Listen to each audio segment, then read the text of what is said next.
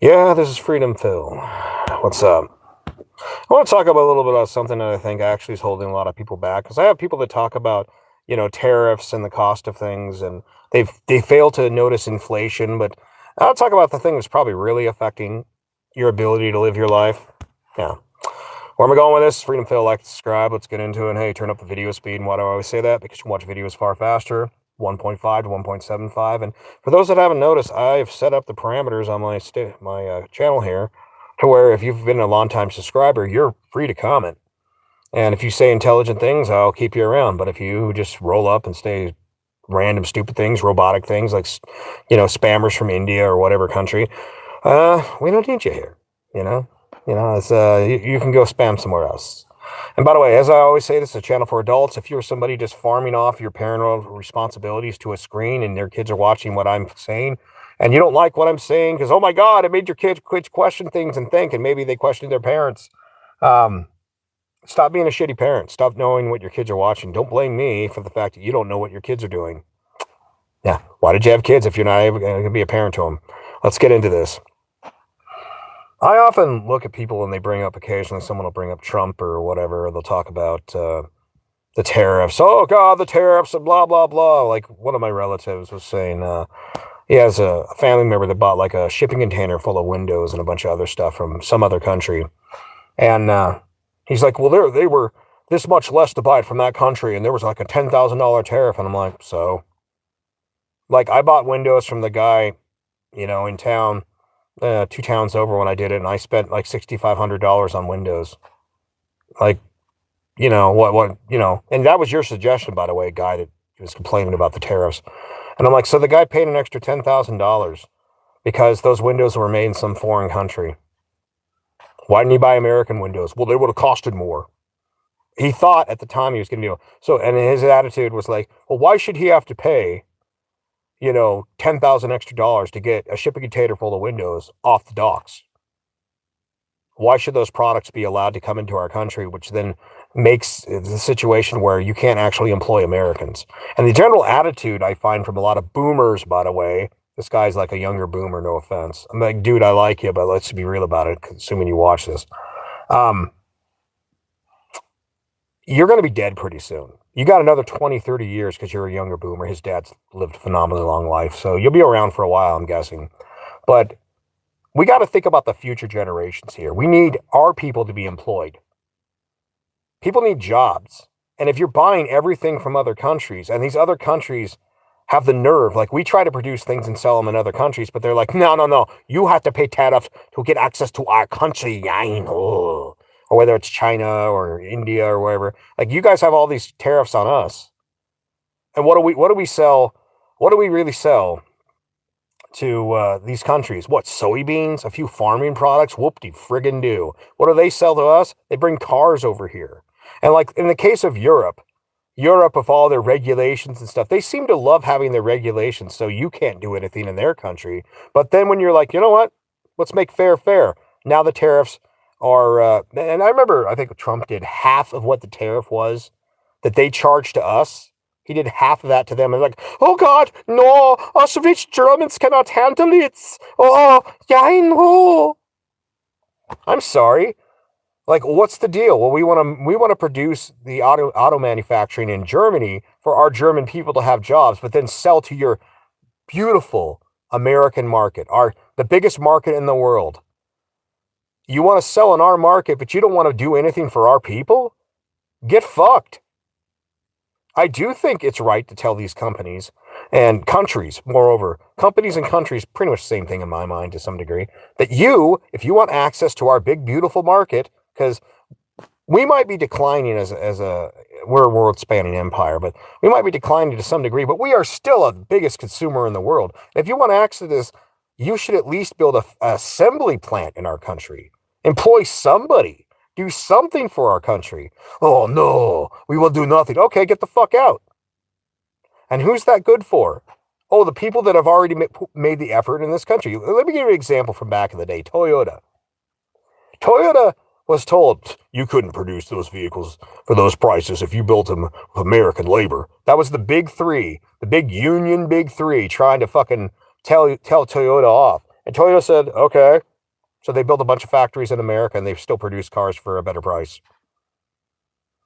I wonder if some of the reason your cars cost so much has to do with a lot of the unions. You know, you got one employee being paid, and then another person who recently retired, and then a third employee that's an old person that's retired. You got three people being paid for every car. Plus, you got the CEOs who get paid how much? You got the union leaders that get paid how much? Maybe if you didn't have all that bloat on your businesses could do better. But all the same, with all these problems, like I want to throw out something when it comes to auto manufacturing, I find interesting. Back about come April, it'll be 4 years since I've bothered to drive a truck, and I was looking at the price of a Prius back then, and it was about $28,000 back then. During Biden, about $28,000, except for when the chip thing happened. Chips, under Trump, and some of the chips thing under Trump, and some of the things under Biden. It was a high price for them, but now it seems back down to 28,000. So the dollar has lost how much value via inflation because the government doesn't want to pay its bills, because the people don't want to pay their taxes. So they just go to the Fed and go, please, Daddy Fed, print us more money. And so what ends up happening is that, yeah, your dollar's worth this much less every dollar you have. And if you look at the value, say gold back in the year 2000 versus gold today, like $200 to $300. Like $270 to $300 per ounce back in 2000, which was actually low for the time. And explain that. We could look at that some other day. And then look at the price now, $4,200 an ounce. Like, obviously, it wasn't just all supply and demand. A lot of it has to do with the fact that the dollar, people keep on printing money, which makes the dollar worth less. Now, maybe your so-called tariff prices has more to do with the fact that inflation's going a little crazy here and there on some things. But the fact that that same car is basically the same price, how? Why? I thought tariffs were going to destroy that. Ford Maverick's another great example, and the part of it might be because part of that car is likely being made in Mexico or something like that. And I got my misgivings about that, but I'd rather see people south of the border have jobs than send it over to China or India, because the people that are employed south of the border are less likely to walk north of the border because they're like, yeah, I got a job down here and I'm living just fine. I'm living in the Mexican middle class down here and living quite well, with this factory job. That's good for them and it's good for us because a stabilized Mexico is less problems for America. But all the same, when I go and look at the price of a Ford Maverick hybrid, it's like $29,000 for a vehicle, a pickup truck, a small pickup truck that actually I've seen some where they even have they have the driver's seats and they have a little seat behind there for the kids and it's got the little truck bed on there. So you could go out fishing, do whatnot, kayaking, maybe cut a little firewood. It's a small pickup truck, and it gets 35 to 40 miles to the gallon, regenerative braking, all that stuff. It's a beautiful design. Now, riddle me this. Tariffs were supposed to raise these prices exponentially, and yet one of the big three seems to be producing a vehicle that's got a good price on it. And I'm sure there's a bunch of others. Now, one thing I will say is, pickup trucks, like big full-size SUVs and pickup trucks, have always been overratedly expensive. Why? Because Americans buy them up. They're like, I can't live without my extra tall dually, blah, blah, blah, blah. It's like, it's more of a status symbol. And sometimes I think that's just a matter of seeing how much you can milk out of people. And in the same way, let's take it over to the housing. Why is housing so expensive? Well, why don't we ask the Fed? Why is it under early Biden, you did affordable housing rate of under 3%. So 2-point-something% fixed rate loans. 30-year. Can you imagine having that now? They want 6 to 7% for a fixed rate loan. Why haven't they adjusted that? Well, you see, the government and the Fed aren't the same thing. So we basically say who's going to be the Fed. But then the Fed basically has all this control. You don't think for a moment maybe some of this is political. Like right when Biden got in to stimulate the economy, they gave you this low house rate. Well, couldn't we do the same thing now? Couldn't we stimulate the economy? Imagine if you had like 2 or 3%, like 3% lower than what they're asking right now. Instead of 6 point something, let's say 3 point something, or even 2 points. How much more money would the average American have in their pocket? And we're not talking about dude bro. Like, we're not talking about loaning money to like some dude that wants to build like, a subdivision. No, fuck that guy. Those guys can pay the full rates. You could take the full risk and the full rates if you want to be dude bro. But for people buying their first homes, or let's say they're just buying their own residential home. Like maybe they were divorced and it's been a while, they've been renting. They want to go and buy a home. A 2 to 4% mortgage rate over 30 years is so much money back in their pocket. And by the way, this is one of the things that I think Trump really did screw up on. Even suggesting a 50-year mortgage. Shit, at that point, you might as well rent your whole life. Because at least then you don't have to maintenance the damn place. You know? Part of the reason I often recommend live as cheap as possible, whether it's living with your parents, tent in someone's backyard, live in a truck, drive truck for while that's still a thing, another 5, 10, 15 years, however long trucking can still be around. Live as cheap as possible and then go to the Midwest and pay cash for some property. Go to some place, like there's still land on the West Coast. I still find land in Washington that's affordable. Well, that's just raw land. Yeah, whatever. Put an RV on it. Get some solar. Get a tarp. Learn to collect your water. Occasionally go to town. Get your supplies. Life is good. But the point of it is that what you really should be focusing when people talk about inflation is the domestic things. Like, why does the Fed keep your housing prices so fucking high? And part of it has to do with the boomers. Now, ironically, let me throw this out there. Your boomers that have anywhere from, a lot of them only have one house, but some of them have 2 or 3 houses. Like they say the biggest consumer of the housing market at this point is literally the boomers. They're buying extra property, extra homes, because they have the extra money. Now, if there were low interest rates, that would cause a lot of people to go out and buy. That would actually raise the value of your house. Now, yes, that's kind of bad for the person buying the house. But on the flip side, if their interest rates are so much lower, that's good for them because they get into the house, they have the house, and then they have a long-term payment. Now, what about the banks? Well, I want to say something about the banks. Fuck the banks. Fuck these organizations that are literally vampires bleeding you. And what I mean by that is take a look at what the average interest rate is on an automobile, on a credit card, on this. The banks can go choke on a fucking dick. If you were making 2 to 3% versus 6 to 7 on a home mortgage, would you go bankrupt? Well, maybe pay your rich banker bros a little less. And the same thing with insurance companies. Like some of the add-on cost of things. I mean, I've met people that now at this point, at best, all they want for insurance is catastrophic. Because they look at the payment. Some people look at the payment.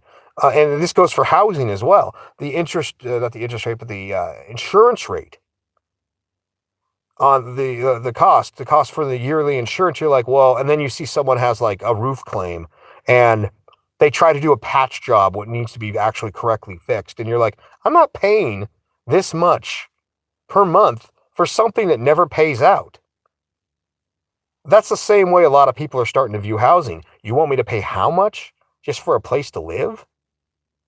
So maybe the cost of rent going up, the value of the dollar going down has a lot to do with it. Every president, including Trump, printing money. So he's not immune to this, but Lord knows, hold my beer, Biden certainly printed more money than Trump did in his first administration.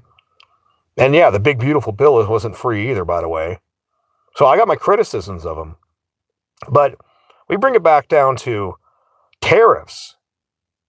And I'm not seeing that tariffs have really raised things. When I go online and purchase things that I purchased back when Biden was president, it's the same fucking price on Amazon. How can that be? What, does Amazon have like some secret warehouse full of stuff waiting in America somewhere? Or are they still getting most of their stuff overseas? Maybe they were already charging more beforehand, purposely. I don't know. But like when I look at some of the same products and they're the same price as they were back when I bought them back in the day, riddle me that one, Batman. When I go to Walmart and the chair that I just bought that holds the same weight of the chair, the older version of the chair, and I'll admit the older chair is ever so slightly a little bit bigger and better, but the older chair back during Biden was $50. The new chair was $18 less. Basically a quite similar chair. So I'm just throwing that out there, asking people that. If you're going to try to tell me that oh God, tariffs and inflation. There are a handful of things that have gone up. But how many of these things are something that we've just replaced in America with some other product made either in America or with a country that isn't trying to butt fuck us? And that's really it. Like, okay, in my opinion, I disagree with some of my I don't know if the word contemporary would work, but other YouTubers who are like, when I want to buy the French wine or I want to buy the something whiskey, blah, blah, blah. And they're like, you know what? These are luxury goods, brother. If you got to pay a little more for your shot of whatever, or you got to pay a little more for that special cheese, you're not going to die about that. And those companies, they could build their products in America. By the way, one thing you might think of ironic, because Canada has been such a shit show, and I don't know how much of this is true, there's talk about parts of Canada seceding and becoming part of America. Like parts of Alberta, Winnipeg, Manitoba, BC, and part of the northern part, the Yukon and whatnot, saying, hey, look, you know what? We won't something like 80 to 90% of our trade, or let's just be generous, 75% of their trade goes to America already. Why the fuck are we dealing with the Confederation of Canada? I've been hearing a lot in the undercurrent about this happening. And so there's a Crown Royal plant in Canada that shut down after how many decades of being there, that's moving to America. Now, why would they be moving to America? Because for ages, Crown Royal didn't have to pay any tariffs to do business in America. Now we're saying, hey, you know what? You want to ship your premium whiskey to compete against our premium whiskeys, then you got to pay a tariff. And Crown Royal's like, well, we'll just bottle it in America. What's that, doggy? You having a little dream? It's always cute when he has his little barky sleep. But my point is that now these countries, which are companies, are realizing we either build a factory in America to avoid the tariffs, or we're losing that much profit, because we can't raise our prices higher than what the American products are going for, or we'll lose market share. So they have a motivation to build a factory in our country. This isn't complicated. Now, when people talk about grocery prices going up, most food is grown in America. With the exception of some exotic fruits and whatnot, most of this stuff does come from America. Or it's a product of Mexico, like avocados from Mexico. We all know, we've all seen the ad. But do you think Mexico wants to deal with a bunch of tariffs? A lot of these companies, aka companies and countries are the same fucking thing. Just like your state is a company, and you're like livestock on a ranch in your particular state, your particular country. They don't want to have to deal with this problem of tariffs. So, like, you have chip manufacturers, auto manufacturers from Japan, all over the world, that are coming in here and investing Lord knows how much money. Recently, the Saudis, when you look at how much money, like was it Qatar, the Saudis or something, they bought over $1 trillion in the long run over the next number of years. They bought over $1 trillion of American products, weapons manufacturing, cars, products, and whatnot. $1 trillion. Why? Because we actually got tough about tariffs. Plus, they want us as an ally. Why do they want us as an ally? Because we're a big fucking machine of a war machine. And this has been this way in a lot of the Middle East for ages, by the way. I know a lot of people don't want to admit that. But the fact is America made a deal with the petrodollar back in the day, and they said, hey, you can either take the silver or get the lead. Here's the deal. We're going to sell all the oil in the world that we can get our access to on our dollar. So everybody will have to deal with our dollar. So here's what happens. We print money to pay our bills because we're stupid Americans. So I'm going to be honest, that's fucking dumb. We should just run a balanced budget. We should honestly, at some point, we're going to have to just admit that fucking Social Security was a bad idea. It was an irresponsible thing to do. Taxing the people of the future for the problems of the past. That's like some biblical level bullshit there. I understand helping to take care of grandma and all that other shit. But let's just cut the crap.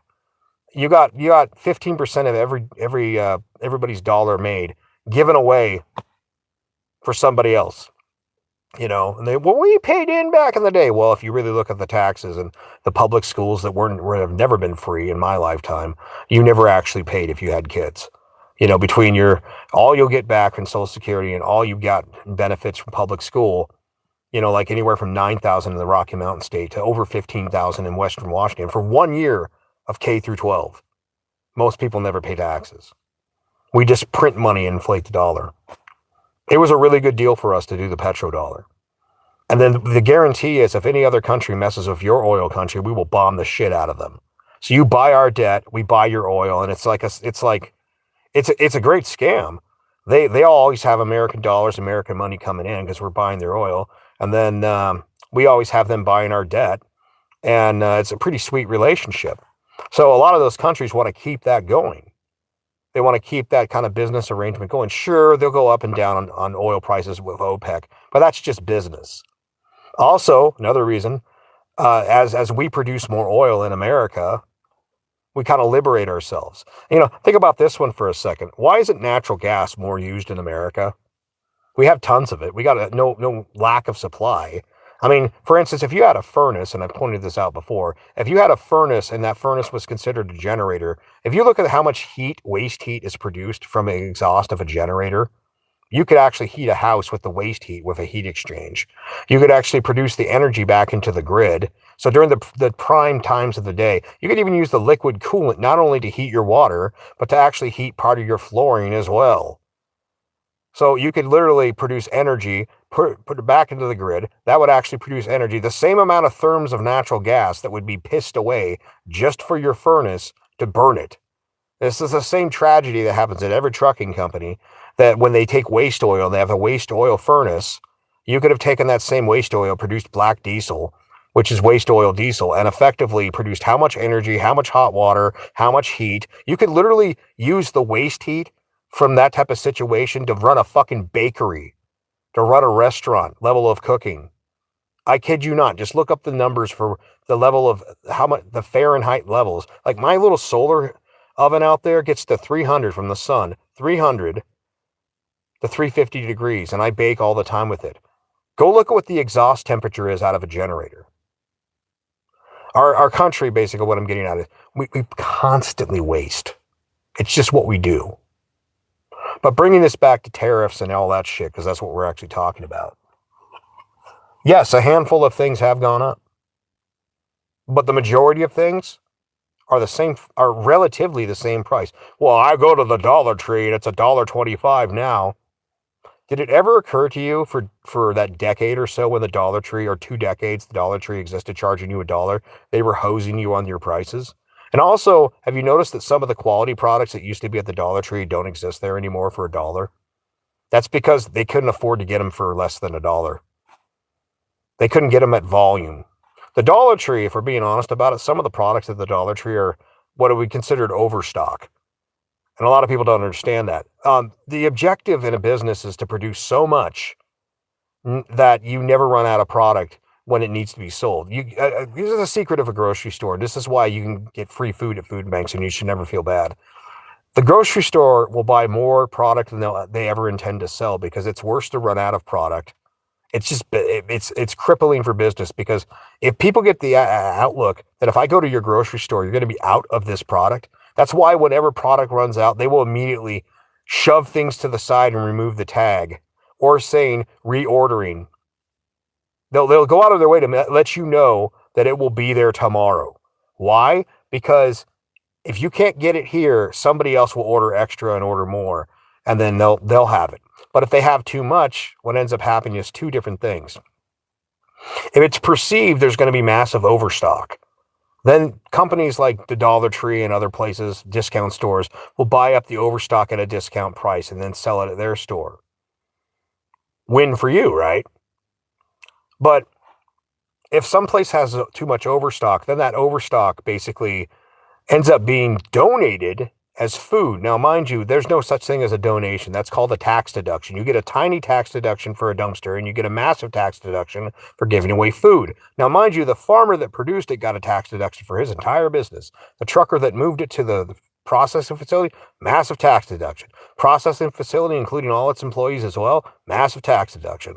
Then the truck that takes it to the local DC for distribution, massive tax deduction.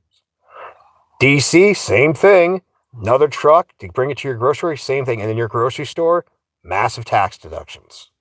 I never feel bad about getting food for free at any sort of food bank because it's literally just America's beautiful food style tax scam in a country where 30 to 40% of our foods goes to waste. There's another question. If your food bill went up in a country where we produce the vast majority of our own food, why do we have 30 to 40% of our food going to waste?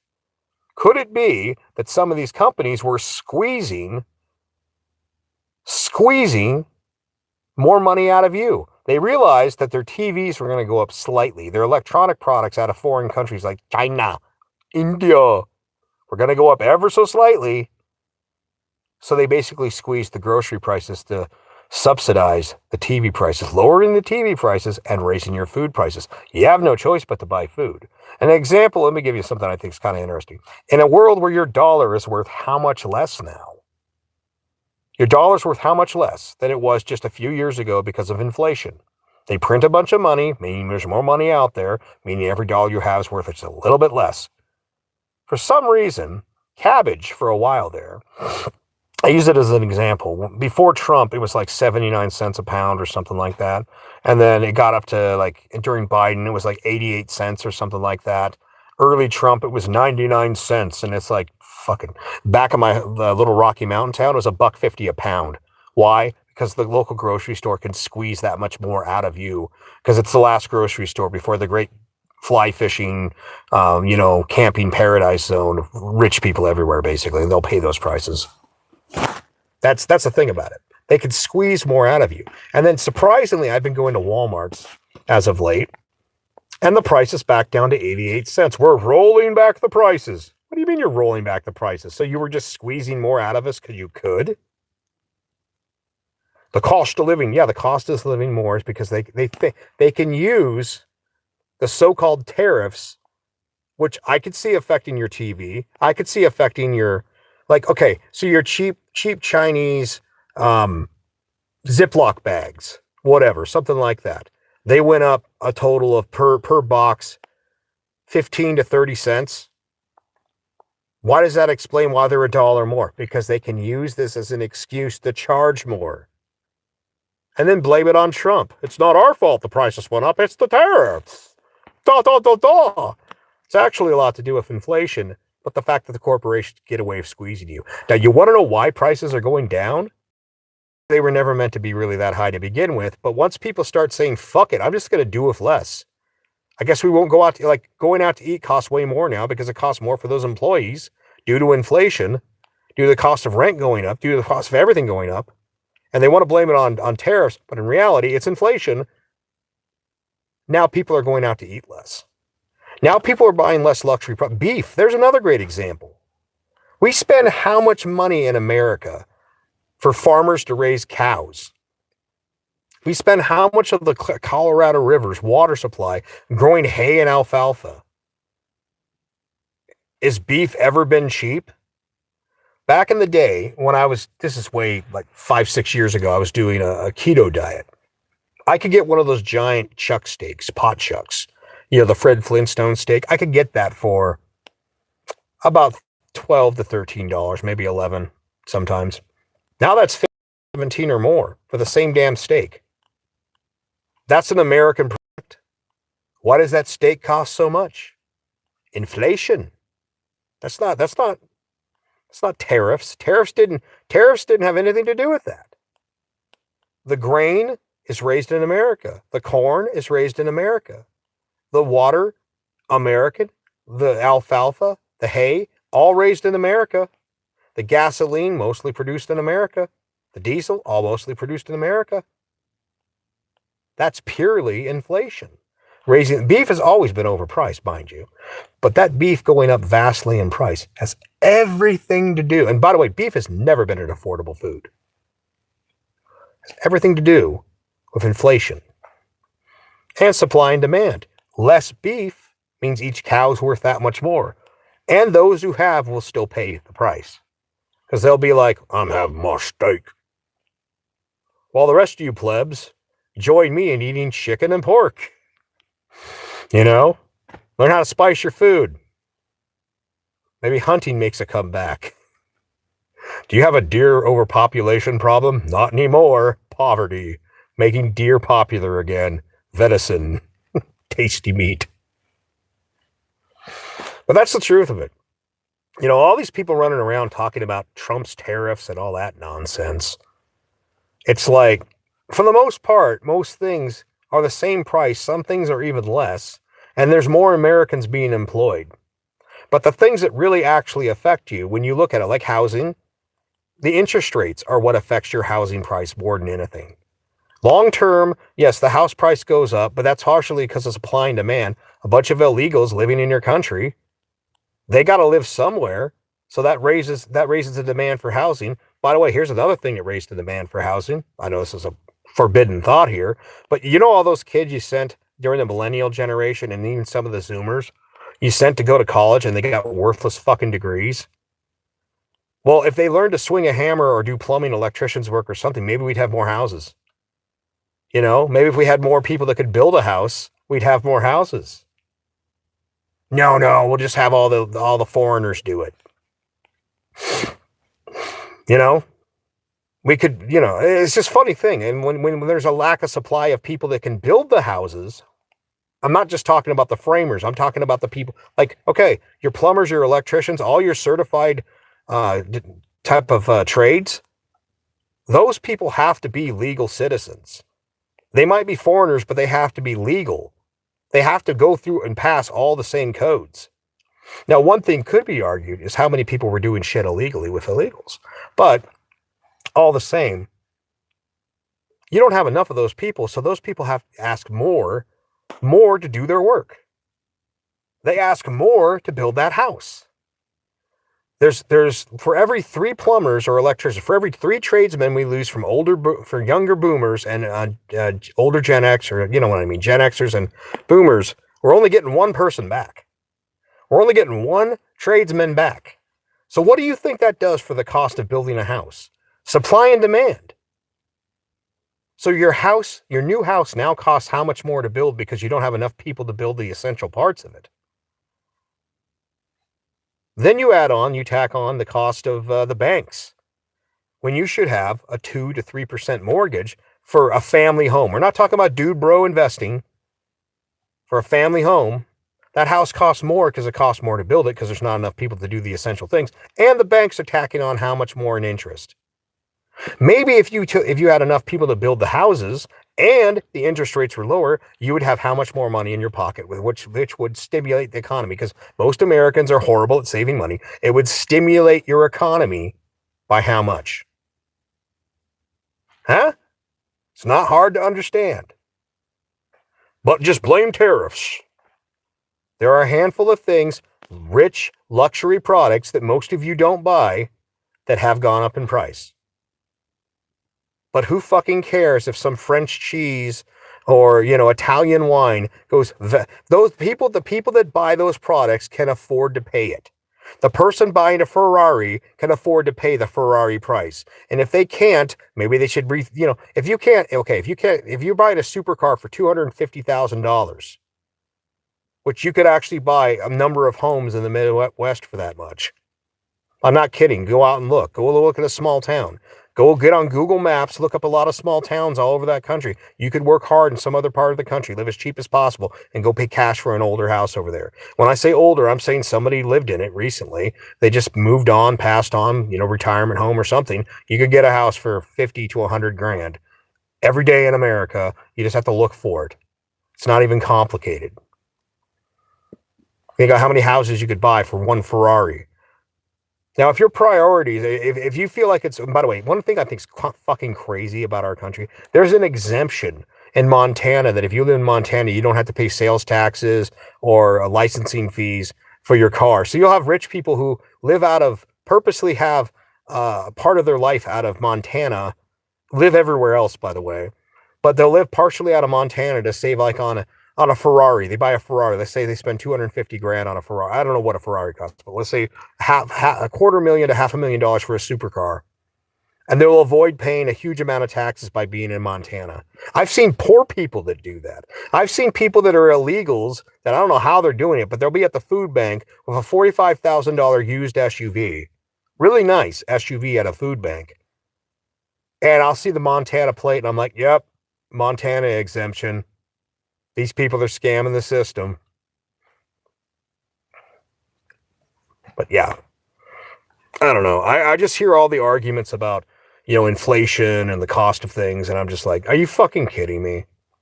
The reason most people think that the tariffs and inflation is this like massively horrible thing is because they're told to think it.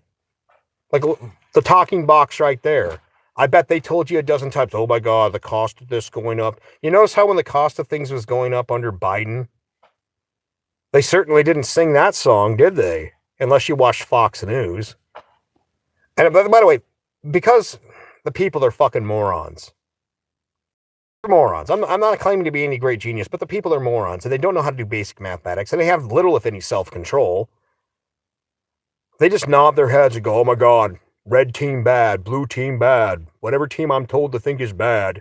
And by the way, with the guys, no offense to you, a lot of you, my girlfriend or wife believes this, so I just regurgitate what she says to get the pussy. Unless you're Chad alpha fucks. And by the way, I always think it's funny when you run into a guy that's a Chad for the most part, but then he turns into a fucking henpecked husband around his girlfriend or wife because he loves her and he loves his kids. But it's like, okay, dude, try to be alpha bro on the job site or the office or whatever, and then turn around and be the henpecked pussy fucking husband, regurgitating the talking points of your wife or your girlfriend just because you're afraid to make her mad. I mean, I'm just saying. Most people's opinions on these issues is literally whatever they were told to say. And no mathematical calculations, no use of statistics, no use of real world issues or problems. Like I just said with the housing situation, not enough people to build houses. I'm not the first to point this out. Many others have pointed out not enough tradesmen to build the houses because you don't train them. You told all your bullshit children to go to college. And I still hear relatives of mine telling me, my kids are going to college. Yeah, but you're going to make sure they get a good degree? They'd be better off being a tradesman. Because we're not going to need your computer programmers and all that nonsense. We're going to need all that bullshit. As the computers are becoming, yes, we will need some programmers, but what will happen is the technology will do the work of 5, and you'll have one overseer. For every 5 employees you get rid of, you'll have one person overseeing the robot's work to make sure it's quality work. You understand that? You're still going to need someone to build a house for a while now until we got Johnny 5 out there fucking putting up 2x4s. But yeah, a lack of people to build your houses, and then your banks that are fucking fleecing you. Think about, the house may cost more, but if you weren't getting fleeced by the bank, how many more hundreds of dollars per month would you have in your pocket? Would that make a difference in your life? Maybe if you bought a used car versus buying a brand new car, on payments, if you're going to buy a brand new car, you pay cash. Or you buy it slightly used and save a lot of money. You do that, you pay cash for your car. Sure, then you don't have to pay it. But you look at the interest rates on that car, and then you have the nerve to tell me inflation, inflation's part of it, but tariffs and inflation. Oh my God, the government, the Trumpster. Fuck you. You're the one signing the devil's bargain on that mortgage, on that car loan, on your credit card. And maybe it's just the American way. Ignorance is bliss until reality slaps its fucking big, it turns left and slaps its big fucking dick against your face. Like when reality has when the bill comes due and it just turns left and whacks you if it's fucking a Rojo Jones size schlong. And you're like, oh God, get slapped in the face with reality's dick fucking hurts. But a lot of you live just to the edge of your fucking expenses. That's how it is. That's how Americans exist. You spend to the very edge and then go a little beyond that, thinking, I'll cheat the system. And then things go down, slightly downturn for a butt hair of time. Oh my God, it's the apocalypse, it's all ending. Meanwhile, the talking boxes tell you what to think. And then all your friends and family all say the same fucking things with no concept of mathematical mindset, of just basic economics, basic thought, and little basic strategy to save money. Y'all do the same thing. And then when I have occasionally someone will talk about, they bring up whatever reason Trumpster came up. And I'm like, I think he's doing a mid-grade job, blah, blah, blah. And someone brings up tariffs, and I'm just rolling my eyes because I already know everything they're going to say. And I already know all the uninformed positions they're going to take. And here's why. Because I've heard them all before. I feel like that old guy in the Matrix watching different video screens of Neo either crying or screaming or whatever. I've seen it all over and over again. And the problem is, even if we try to tell you something simple as supply and demand with housing, banks charging too much. We control this country, and yet the banks control more of us. Huh? You guys have the attention spans of gnats. Like, maybe it's the TikTok shorts, the TV. Like, people can't stand the sound of ads. If they're older, they mute the ads or whatever. It's the I God complex and everything. Me, more dopamine for me. So how the hell am I going to tell you the actual structural reasons why, yes, the tariffs did raise a handful of things, but for the most part, everything's is just as affordable, if not more affordable than it was before. Ironic, right? I can't explain something to a bunch of people who don't listen. So that's part of the reason I've got, when it comes to politics, I just look at it and go, yeah, whatever. Red team, blue team. Red team is better, but most people vote for blue team because blue team give them free stuff from Sky, and then inflation happens and everybody acts stupid like they haven't been told. And the worst part is, many people I've had these conversations about other things, like back when COVID happened, or back when some of the weird trans stuff was happening. I was like, isn't it kind of a little weird that someone's trying to change your kid over? Isn't that a little odd? Why can't you just let the kid grow up to be an adult? And then eventually one day, when the narrative kind of changes and the soccer moms of America are like, hey, wait a minute. And this is years later. Like, you tell them, yeah, they're trying to do this. That's just conspiracy. Then it's happening. You're like, hey, they're doing this. And then they're like, oh, what are you talking about? And then eventually you're like, fuck it. And then, like, Don Knotts rolling into the scene, the normies roll up and they're like, hey, wait a minute. It's like, oh yeah, okay, hey, Boomer McGee, late to the fucking party. Meanwhile, while people like me and others were actually telling you what was going on, we were being mocked for it. So at this point, I'm like, whatever. The common borns are going to do the common born normie dance. Let them do it.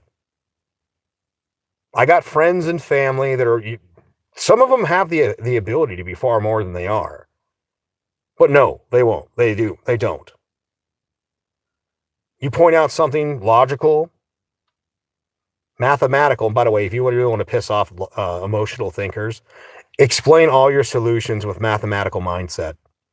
Just go out there and be like, well, you see, if this person made that bad decision, like decided to have a child into poverty, but if they didn't make that personal choice to do this, their child wouldn't be raised in the ghetto or in the trailer park. And they're like, yeah, but so are you? And I look at them and I'm like, are you saying those people aren't intelligent enough? Those people aren't human enough to make their own decisions? And you basically, you can catch them in their own shit. You're saying this black woman black women aren't intelligent enough to do this? And you watch these white people shrivel back. That's not what I'm saying. You're trying. No, what I'm saying is they're individuals and they have the choice to make. Just like they're individuals and they could choose to live minimalistically, or they could choose, to go out and get a decent job. They could choose not to get a worthless degree, but they selfishly choose to do those things because they want to. It makes them happy. Just like having unprotected sex feels good. It's the child that, not being trying to be rude, is kind of a hangover. And then we make a million ass excuses why people do selfish ass decisions. Because that feels better. And you know what? Here's the best part about it for all the people that lie to you when they do that. They look empathetic. I care about the poorsies. I care about the poors and the minorities. And then they fuck off back to the suburbs. After telling you how much they fucking care about something, they go back to their either HOA gated communities, or do they just go back to a better section of town than the people they claim to care about? And they said they cared, so that's all they have to do. By saying they care, they've changed the world. Meanwhile, that kid living in the ghetto or the trailer park is still in a shitty situation. I saw this horror story of a situation the other day where this female streamer, mixed chick wearing cat ears, was like so drugged out, so things out. She and her boyfriend, and there was 2 other kids living in this fucking, looked like the Trailer Park Boys from Hell episode. They were so drugged out they didn't realize that their baby died a month ago. Can you imagine that? Being those kids in that house and they could smell the rotting baby. Can you imagine that shit? These people make excuses for people like that. Now, am I going to be able to convince you with all the facts and logic in the world when your mind is made up through emotional thinking? No, I'm not. And this is a closing thought. Maybe we should put in the background music, that cryptic, apocalyptic music of the Temple of the Ancients from Final Fantasy VII. You know, where basically the black materia is there. When I look at all the information that's widely available, I look at all the simple logical ways you could do things to be retired by 30 in America or 7 to 10 years. I look at how fucking easy it is. And then I see the nope, and let me do the kind of dipshit song. That